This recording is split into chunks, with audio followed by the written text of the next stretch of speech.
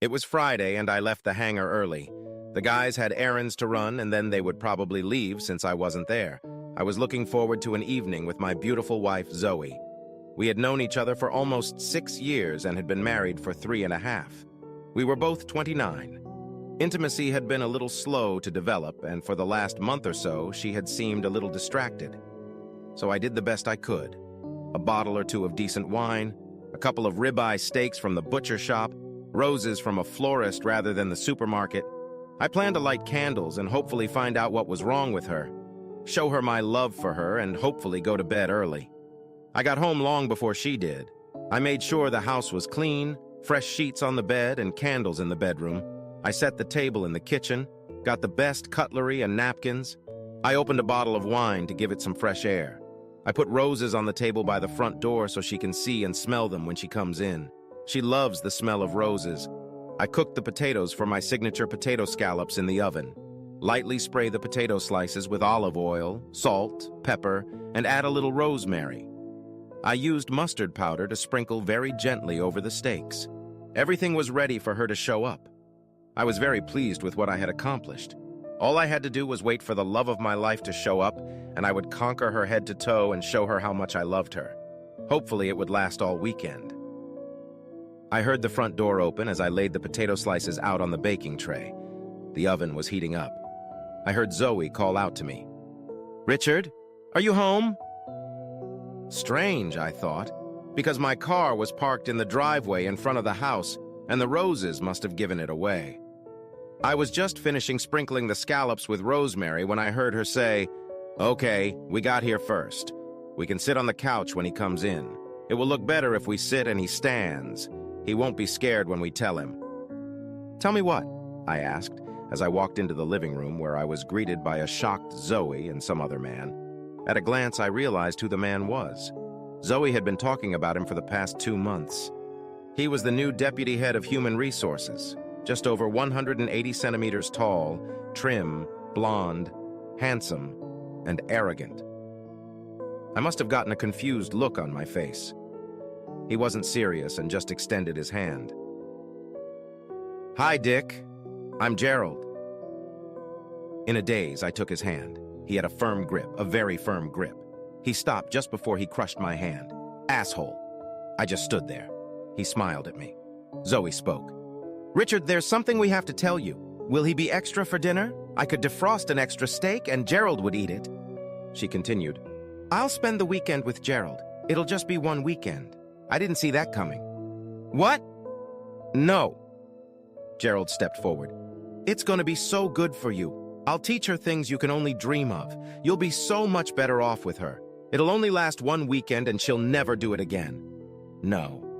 Never. I was starting to come to my senses. "If she does that, I'll divorce her." Gerald walked right up to me, looked down on me, and said in a threatening voice, "No, you won't do that. You won't be able to stop me." Continuing in the same threatening tone, he said, "No, I can't stop you, but I promise you will have trouble walking the very day you file for divorce in court. From that day forward, your life will be full of pain. The choice is yours." He stood next to Zoe and smiled at me, continuing to speak in a normal voice. "She will spend the weekend with me, and I will teach her many things. She will come back to you, and I will never sleep with her again. She will stay faithful to you after this weekend." He looked at Zoe. "You will, won't you, baby?" "What the hell, calling her babe?" I was stunned and had no idea what to do. "You two have already slept together?" I accused them. I figured it was because he was calling her babe. "No, we hadn't hooked up. That would be cheating," Zoe exclaimed. "And it's not? I need a drink." "I'll get you a beer," Zoe offered. I growled at her. "I think I can at least do that myself." Gerald put his hand on her shoulder. "Leave him alone for a minute, babe. He's going to need time to figure this out. We've been talking about this for weeks, and we just dumped it on him in a matter of minutes. He needs time to realize it's inevitable. He'll go along with it. They always do." Apparently, he's done it before. I rushed into the kitchen. I got the feeling that Zoe wanted to follow me, but he held her back. It was probably a good idea on his part at that point, and why the fuck was he calling her baby? That pissed me the hell off. That asshole. When I got to the kitchen, I saw an open bottle of wine. I poured a glass and took a big gulp. No, wine was not the right drink for such an occasion. I rushed into the garage where my beer cooler stood. I nearly ripped the door off its hinges as I opened it and grabbed a bottle of crafty old hen. I slammed the refrigerator door shut. What a pair of fucking assholes, I thought to myself. I looked around for the bottle opener. I couldn't find one. It should have been in the kitchen. Shit. I didn't want to go back into the house until I got my thoughts in order. I used the alternative methods we used in the army. I put the edge of the cork on a sharp splinter of the workbench and hit it hard on top. It worked then and it works now. The cork flew off into the corner. I didn't pay any attention to it. I'm sure a lot of Land Rovers have big chunks of metal sticking out of the trunk. How am I supposed to deal with that? I slowly calmed down and pondered for a few minutes, and then I had a plan. I walked to the other end of the garage, opened a cabinet, took what I needed, and stuffed it into the back pocket of my pants. I took a big gulp and finished the beer, then took another and went back into the kitchen. This time I opened the beer properly with a bottle opener and prepared some more. I carefully stuck the largest knife from the knife set into the back of my pants along with another object. It was for show. I wasn't going to go to jail. I was confident in my plan. Yeah, that was it. I took a deep breath and walked back into the living room. The cheating assholes were sitting on my couch holding hands. I looked over at them. They let go of each other's hands and moved away slightly. Okay, the power level had shifted slightly in my direction. It looked like they were waiting for me. I pulled out my phone and tossed it on the coffee table. It was pretty obvious that it was in recording mode. He stood up, saw that I was angry, and spread his hands apart. Listen, buddy, it's only going to be for one weekend. That annoyed me too. An asshole like him would never be a buddy. He looked at my phone.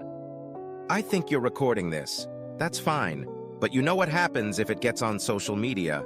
The pain you'll feel won't be the same as if you had both legs broken. Do you understand? I want to record this for my defense and oddly enough for yours and hers, I told him. Don't think about sending this to work, since I am the deputy chief of staff and all complaints come to me. I have friends who let me know if someone is trying to get around me. It's not about what you know, it's about who you know. You know what I mean? I do. I answered in a serious tone, looking up at him. I have a suggestion on how we can handle this, I said. He only smirked at me. Arrogant asshole. Nodding at the phone, I said, for the record, tell me what you're going to do with my wife. He puffed up like a peacock. I'm going to take your wife away for the weekend and give her a sexual experience like she's never had before. She'll learn new and exciting ways to pleasure each other.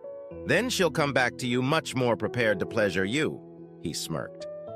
Probably not until next weekend at the earliest, because she'll be sore all over and probably won't be able to walk in a straight line. He chuckled. I didn't believe a word of that nonsense. And what happens after that? I asked. She comes home to you having had the best sexual experience of her life, but she promised me that she will remain faithful to you every day as long as she breathes. She will show you new skills and techniques that will drive you crazy. I looked at Zoe. Zoe, is this what you want? Yes, please, Richard. It will only be one weekend, and then I promise to be faithful to you. As I looked at Gerald, I asked, what if she doesn't keep her promises? Like she promised to be faithful to me at our wedding. What if she cheats on me? Will you come back and abuse her physically like you threatened to do to me? Or if some sex god shows up and promises her something even better? My voice was full of sarcasm, which was completely out of his head. He looked embarrassed. I guess he had never been asked such a question before. She promised me that she would stay faithful to you after this weekend. Yeah, like I believe everything she says now, that's it. I'll fight you for her. He was a few inches taller and broader than me in the shoulders and a little younger, but he only smiled. Damn arrogant asshole. If that's what you want, we can do it. I don't want to waste the weekend, so it has to happen here and now. I agree, I replied. Zoe pressed her palms to her mouth like she does when she's worried. Two men fighting over me is so exciting. A light flashed in her eyes. I looked up at her and growled. I'm not fighting for you. You're not worth it. I'm fighting for my self-respect. The sparkle in her eyes faded, and her face took on a serious expression. Looking at it, I said, "If I win, you walk away and never speak to her again, not even at work. If you win, you spend the weekend with her and I don't divorce her. But there are rules." He still had a smug look on his face. "Okay, let's hear them. Whoever falls on their back first loses. No knives, no weapons, and everything else is on. And whoever wins, no police." "Okay, no cops. Do you have any knives?" He smirked at me. At those words, I pulled a large 30-centimeter meat cleaver from the waistband of my pants and placed it on the coffee table. That made him open his eyes. "And I suppose you have a gun too?" he said, smirking. With a grin, I reached behind my back and pulled out an air pistol, an exact replica of a combat pistol. I don't know if he knows about guns, but that gun looked real, especially when I pulled it out. He wasn't so cocky now, but he didn't hide his cockiness. "I'm going to beat the shit out of you before I tip you over on your back." "Do your best, asshole. Just remember 3 rules. No knives, no guns, and no police, and the rest is fine." "I'm not stupid. I understand that, you little bastard. You're gonna pay for this. I may have to keep her all week. If you win, at least I'll respect myself for trying to protect my marriage. I won't be ashamed every time I look in the mirror." Suddenly, Zoe changed her mind. She recognized my demeanor and determination from the past. This might not go the way she had planned. "No, please stop. I changed my mind. Richard, don't do this, please. Gerald, leave now.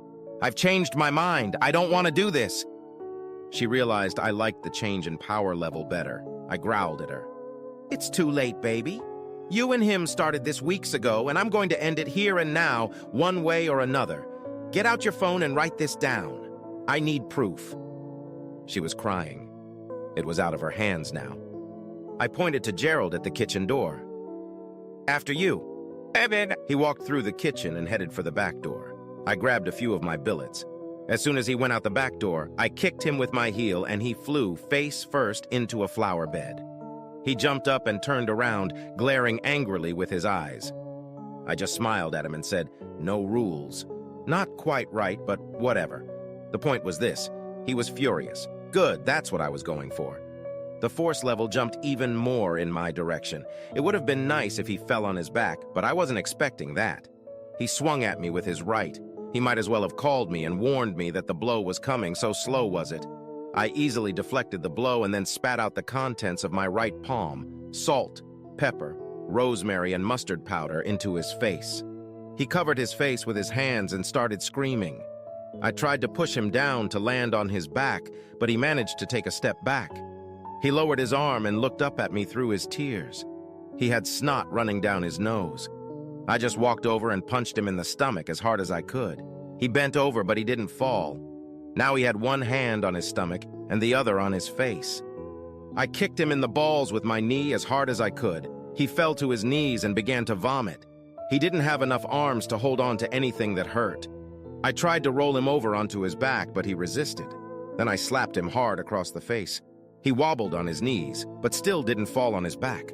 My right fist hit his nose, and blood rushed in all directions. Damn, that must have hurt. They didn't show that on TV.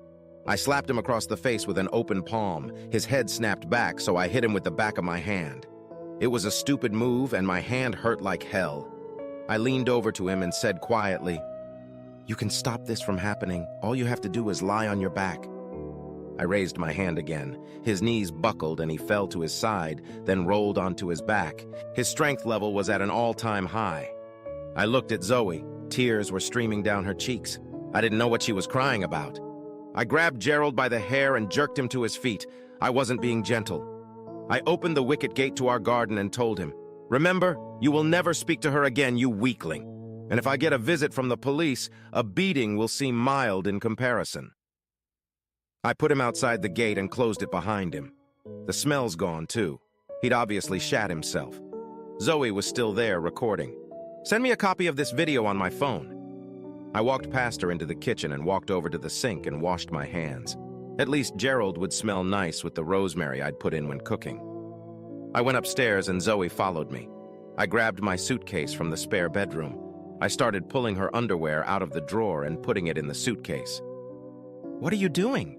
You win and I'm yours. I looked at her as I continued to stow her clothes in the suitcase. We agreed that I wouldn't divorce you if I lost. As you just said, I won, so I can divorce you and Will. I suggest you go to your parents. I carried the suitcase down the stairs, opened the front door and threw it out. I picked up the phone and dialed her mother's number. Hi, Richard.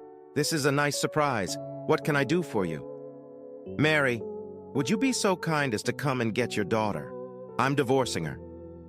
With those words, I hung up the phone. I sent her an audio tape of Gerald bragging about how he was going to screw her daughter all weekend. And she said that's exactly what she wanted. Then I turned off my phone. I took Zoe's hand and led her out the door, closing and locking it behind her. I paid no attention to the knocking, and after a while, it stopped. I expected a visit from the police. They never came. Perhaps Gerald was too ashamed to admit that he had been beaten by a smaller man. It doesn't matter. I spent Saturday sorting through everything that belonged to Zoe and tallied up some sums. When my grandparents died, the house passed to my sister and me. I took out a small mortgage to pay for her half. I am sure I will have to reimburse Zoe for the amount she paid for the mortgage. I edited video and audio clips and sent them to every email address I could find at Zoe's workplace. Assholes like Gerald must have made enemies. I'm sure they'll make sure it gets to the head of HR. Sunday morning, Zoe's father stopped by to pick up the rest of her things. He looked at me and asked, "Is there any way in which you—" I think the look on my face told him the answer to the question he hadn't finished. We shook hands as he walked away. I suspect Zoe's parents were one of the reasons the divorce went so quietly. It's been a little over 4 months since I sent in my divorce petition. It was a Saturday afternoon. I was in the garage cleaning my air guns. I had a shooting competition tomorrow. I heard the doorbell ring. I was about to get up when someone's voice called out to me. "It's okay, I'll get it." It was Clara, the woman who kept order in my house. Clara appeared at the garage door. "This is the lady who says she's your wife. She's 170 centimeters tall, blonde hair, about 30 years old, maybe a little more." I put the kettle on and left her in the living room. I made my way into the living room. It was Zoe. She looked nice. She was trying, but she had aged about 5 years. She didn't look good. It was the first time I'd seen her since I kicked her out. "What do you want? I'm paying you what we agreed on for the house." She looked at me. "Richard, I'm so sorry. I made a terrible mistake. He convinced me, and he promised me everything would be fine. He told me that if you loved me, you would let me do this. He seemed so convincing. He asked one of the girls to tell me how she did it." "And this other girl, is she still married?" I knew the answer to that question. She wasn't sure. I don't work there anymore. After everyone got the video and audio, I was so embarrassed. No one wanted to talk to me. I had to leave. I have to ask, are you still seeing Gerald? No, I wasn't going to. He honored his deal and never spoke to me, but he wasn't there long. He didn't show up for work for a few days, and by then things had fallen apart and he'd been escorted out of the building. Rumor has it that another husband beat him up. It wasn't me. When I dragged him to the back gate, I warned him. The police didn't come to me, but I kept looking over my shoulder and stayed away from dark places. That's what he should do. He's not an honorable man. Decent men don't have other men's wives. Please, Richard, can we try again?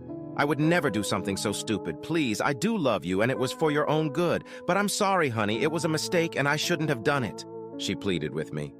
At that moment, Clara entered, carrying a tray with cups, saucers, teapot, milkman, and cookies. Placing the tray on the coffee table, she said, "You might want to let it infuse for a while." She disappeared back into the kitchen. Zoe followed her with a glance. "Or have you already found a replacement for me?" "This is Clara. She cleans my place once a week. She's the cleaner at our hangar. I work so much I don't have time for this. I had to take out an extra mortgage to pay you." "So is there a chance, please, Richard?" I poured myself a cup of tea and took a sip. It was weak, and I should have waited, as Clara had advised. "It's been almost 4 months and I haven't heard a word from you. You're not contesting the divorce, so why now?" She lowered her eyes to her lap in embarrassment. I know I made a terrible mistake. I wanted to give you time. I wanted you to miss me. And I had to be brave. Yeah. Mom said if you loved me, you could give me another chance. Dad said I was wasting my time, but I had to try. Richard, please. I sipped my tea again. Clara walked in with a tray full of cleaning products and headed up the stairs. I'm just going to clean up upstairs. There's nothing in your bedroom that I shouldn't see, is there? She chuckled softly. I hope you've put away all your bondage gear. And with those words, she ran up the stairs without waiting for an answer. I looked at Zoe. This is her little joke. You know we've never allowed ourselves anything like this. Maybe we should have, but you've never wanted to explore anything out of the ordinary, except with this jerk. Even the doggy-style pose was a step too far for you. Zoe looked at me. I didn't answer her question. I was still angry with her, but I kept my cool. What did you think? You shocked me by telling me you wanted to spend the weekend with another man. You'd been planning it for weeks and gave me 2 minutes to make a decision, threatening physical violence if I didn't. You came to love the idea of 2 men fighting over you, hoping your lover would win and you could have your weekend of mind-blowing sex, come back, and everything would be back to normal. But that would be the new normal for me, and you think I'd never be as good as your lover? Yes, I was excited when 2 men were about to fight over me, but then I saw you pull out a knife and your air pistol. At that moment, I realized I had made a mistake, and Gerald would never win.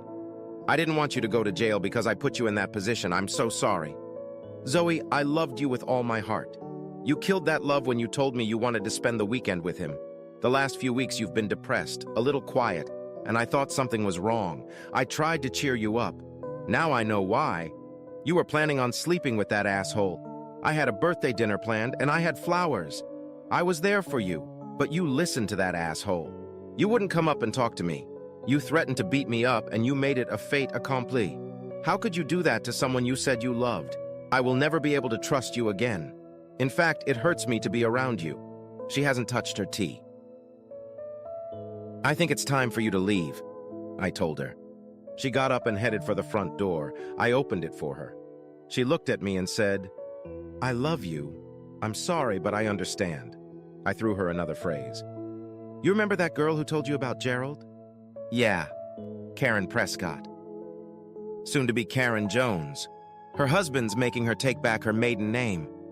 She turned and walked away crying. I didn't bother to see where she went. I wondered how Clara was doing upstairs. I walked up the stairs and saw that my bedroom door was open. I walked over to it, unbuttoned my shirt and threw it on the floor.